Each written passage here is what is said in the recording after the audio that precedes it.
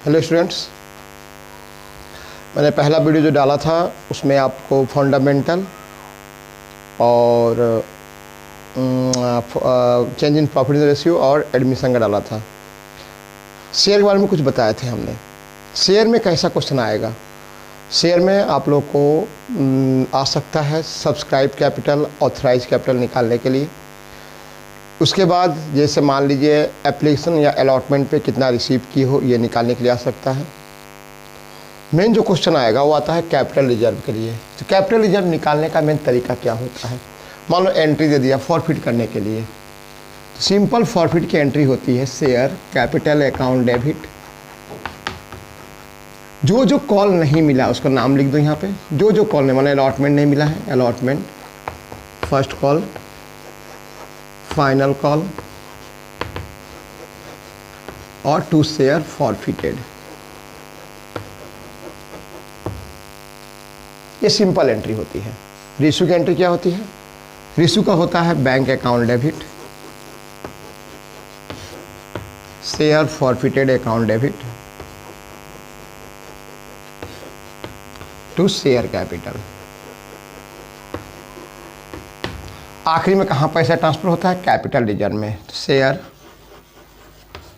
Forfeiture account debit to capital reserve. बहुत सारे question ऐसे आ रहे हैं जिसमें कैपिटल रिजर्व दिया हुआ है, कैपिटल रिजर्व का वैल्यू दिया हुआ है। कैपिटल रिजर्व मान लीजिए 3100 है। How you calculate the amount of reissue, कितना में रीइशू किया है। आपको कैपिटल रिजर्व मान लीजिए 3100 ही हम लिख दिए,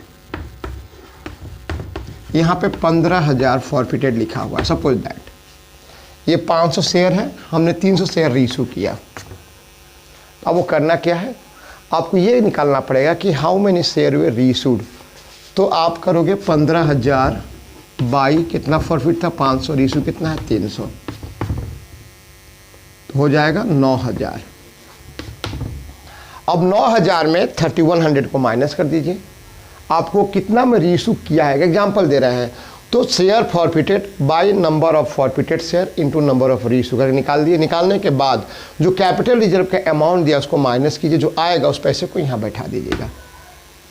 ठीक है, उसके मान लो शेयर फॉरफिटेड है 300, रीइशू 310, यहाँ मान लो हो गया 3,000। अब जो भी अमाउंट आएगा यहाँ बैठाएंगे, बैठा के यहाँ पे ट्रांसफर कर, तब आपको निकाल लोगे कितना शेयर रीइशू किया है, कितने में शेयर को बेचे हैं निकाले। कैसे फिर बता रहे हैं आपको। जो फॉरफिटेड का वैल्यू रहेगा, forfeited value, amount of forfeited value by total forfeited share into number of reissue share. जो आएगा यहाँ वैल्यू उसको इससे माइनस करोगे, जो माइनस करने के बाद आएगा उसको यहाँ पर बैठा दोगे।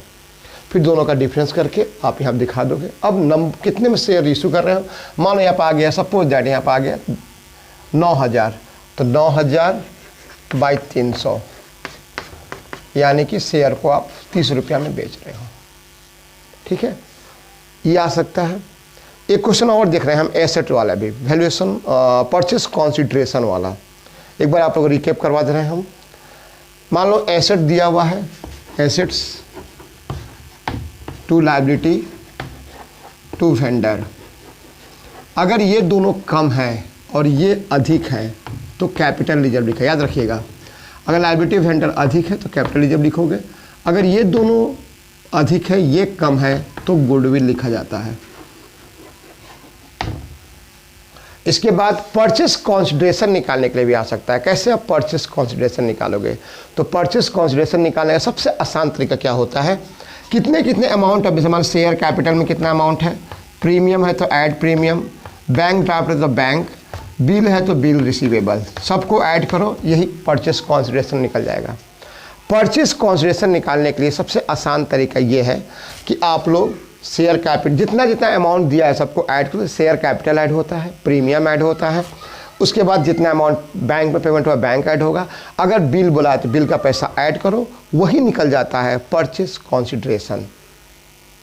उसके बाद जैसे मान लो अगर अलॉटेड और अप्लाई क्वेश्चन आता है, अगर अलॉटेड और अप्लाई क्वेश्चन आता है तो क्वेश्चन हमेशा अलॉटेड पे करते हैं, अप्लाई पे नहीं करते, याद रखिएगा।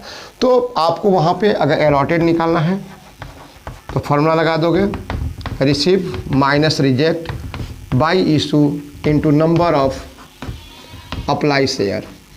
अगर अप्लाई दिया हुआ है, अलॉटेड दिया हुआ है, ये अप्लाई निकालेगा। अगर आपको अप्लाई दिया, अलॉटेड दिया है, अप्लाई निकालना है, उस समय ये फॉर्मूला यूज करोगे। अगर आपको अप्लाई दिया, अलॉटेड निकालना है, तो issue bye receive minus reject into number of apply share, यहाँ पे अलॉटेड शेयर होगा।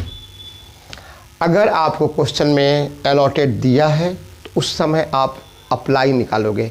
कैसे? Receive minus reject bye issue into number of allotted share. अगर क्वेश्चन में अप्लाई दिया है तो अलॉटेड पर क्वेश्चन होगा, issue bye receive minus reject into number of allotted apply share. ठीक है, तो ऐसे क्वेश्चन, या कभी कभी ये भी दे रहा है कि कॉल्स इन एरिया निकालिए, तो बहुत दिक्कत नहीं होगा। शेयर में जितना अधिक प्रैक्टिस करोगे उतना सही रहेगा। कॉल्स इन एरिया निकालना तो आप देख लीजिए कितना वैल्यू है। हाँ, अगर अलॉटमेंट में प्रीमियम है और कॉल्स इन एरियर भी उसमें है, तब फॉरफिट करते समय प्रीमियम को यहाँ पर डेबिट कर दोगे। फॉरफिट करते समय प्रीमियम को डेबिट करोगे। अगर आपको शेयर कैप, अगर अलॉटमेंट में प्रीमियम है और उसमें कॉल्स इन एरियर भी है, तो आप फॉरफिट करते समय प्रीमियम को डेबिट कीजिएगा। लेकिन अगर अलॉटमेंट में प्रीमियम है और उसमें कॉल्स इन एरियर नहीं है, तो प्रीमियम को डेबिट करने की ज़रूरत नहीं, याद रखिएगा। अगर 10 का शेयर 12 में बेच रहा है, इसका मतलब हुआ कि आपको यहाँ पे bank account debit to share capital to premium होगा। शेयर कैपिटल में हमेशा हम लोग कॉल्ड अप वैल्यू लेते हैं। वहाँ ये मत देखिएगा 10 का शेयर 10 नहीं। अगर मान लो फाइनल कॉल नहीं किया, फाइनल कॉल 2 रुपया है, तो शेयर कैपिटल में 8 रुपये जाएगा। शेयर कैपिटल हमेशा कॉल्ड अप वैल्यू पे होता है, नॉमिनल वैल्यू पे नहीं होता है। और रीशू के समय देखिएगा क्या बोला है, फुली पेड अप बोला है तो फुली पेड अप लीजिएगा। अगर कॉल्ड अप वैल्यू लिया है तो कॉल्ड अप वैल्यू लीजिएगा। ठीक है, अब आ रहा है रेशियो पर हमारा है। रेशियो में कौन कौन सा फॉर्मूला याद करना है। रेशियो में सबसे पहले करंट रेशियो का फॉर्मूला होता है, current asset by current liability. Current asset क्या क्या होता है भी पूछ देगा। तो करंट एसेट्स में आपको शॉर्ट टर्म इन्वेस्टमेंट भी आता है। उसके बाद आपको सन्ड्री डेटर्स या ट्रेड रिसीवेबल, उसको ट्रेड रिसीवेबल में 2 चीज़ आती हैं। ट्रेड रिसीवेबल बोल दिया, उसमें सन्ड्री डेटर और बिल रिसीवेबल दोनों आएंगे। प्रीपेड एक्सपेंस, क्लोजिंग स्टॉक, ये सब आपको करंट एसेट है। करंट लायबिलिटी में bank overdraft, sundry creditors, trade payable, trade payable में सन्ड्री क्रेडिटर्स और बिल्स पेबल दोनों आएंगे। प्रोविजन फॉर टैक्सेशन, ये सब आपको करंट लायबिलिटी है। अब लिक्विड एसेट कैसे निकालते हैं, तो liquid asset by current liability. Liquid asset का फॉर्मूला क्या होता है, लिक्विड एसेट कैसे निकालोगे। करंट एसेट में से अगर हम लोग माइनस कर देंगे इन्वेंट्री और प्रीपेड को, इन्वेंट्री और प्रीपेड को प्लस करके अगर हम लोग करंट एसेट से माइनस करते हैं, this asset will be called liquid asset. Working capital formula क्या होता है, current asset minus current liability, ये वर्किंग कैपिटल होता है। ठीक है, उसके बाद आपको डेप्ट equity ratio, dept by equity. उसके बाद आपको उसमें और भी सॉल्वेंसी रेशियो में और भी देख लीजिएगा। इन्वेंट्री टर्नओवर रेशियो बहुत इंपॉर्टेंट है, इसको ध्यान दीजिएगा। इसका फॉर्मूला होता है cost of revenue from operation by average inventory. Average inventory मतलब opening plus closing divide by 2। Cost of revenue कैसे निकालोगे, तो opening inventory plus purchase minus return plus direct expenses minus closing inventory, then you will find out the closing inventory, then you will find the cost of revenue from operation। ठीक है, अगर मान लो बोल दिया कि आपको रेवेन्यू इन्वेंट्री टर्नओवर रेशियो का दे दिया है 8 टाइम्स है, बोल दिया कितने मंथ में इसको पूरा करेगा, तो वहाँ पर होता है day in a year by closing inventory, day in a year by closing inventory, याद रखिएगा। उसके बाद वर्किंग कैपिटल टर्नओवर रेशियो का फॉर्मूला क्या होता है, working capital by revenue from operation, working capital by revenue from operation. अब हम आ रहे हैं प्रॉफिटेबिलिटी रेशियो में। ग्रॉस प्रॉफिट कैसे माइनस करते हैं, तो ग्रॉस प्रॉफिट कैसे निकालते हैं, ग्रॉस प्रॉफिट निकालने का फॉर्मूला होता है cost revenue from operation minus cost, revenue from operation minus cost, then you find out the cost, then find out the gross profit. या कॉस्ट निकाल लिए हो तो ये फॉर्मूला पे बैठा लोगे, हो जाएगा। प्रॉफिटेबिलिटी रेशियो में एक बहुत ही अच्छी चीज़ क्या होती है कि जो भी प्रॉफिट निकालना है उसको ऊपर बैठाए और उसमें कॉमन होता है रेवेन्यू फ्रॉम ऑपरेशन और इनटू 100। उसके बाद आपको आता है इसमें ऑपरेटिंग रेशियो, ऑपरेटिंग प्रॉफिट, दोनों अलग अलग है। ऑपरेटिंग रेशियो का मतलब होता है फॉर्मूला होता है cost of revenue from operation plus operating expense. Operating expense क्या होता है? ऑपरेटिंग एक्सपेंस होता है selling and distribution plus office and administration.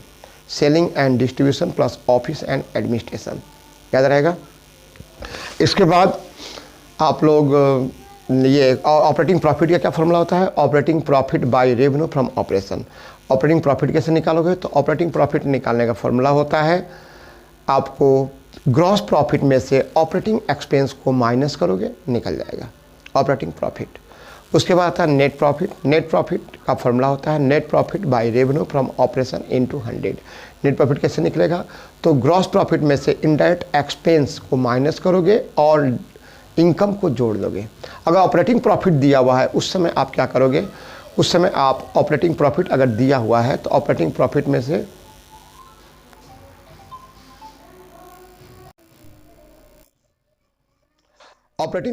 से उस समय आप क्या करोगे कि इनडायरेक्ट एक्सपेंस को माइनस करोगे उसमें।